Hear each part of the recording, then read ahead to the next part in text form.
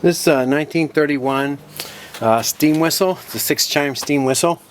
As you can see, it's about 60 pounds. It's pretty beefy.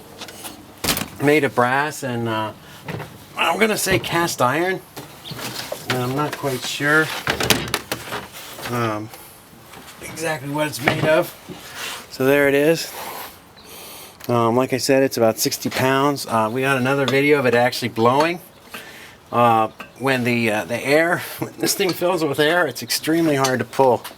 And as you can see, it's been repainted. I'll go in and try to autofocus it here.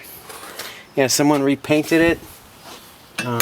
Mechanism works fine. Here's the top of it. Let me show you. Here's the LM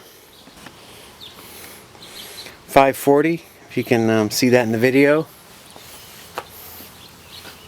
And there's another mark on here.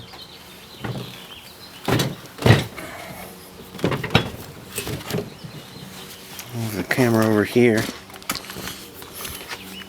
2LM 253, and this is the 1939 6-chime steam whistle, made of brass and cast iron.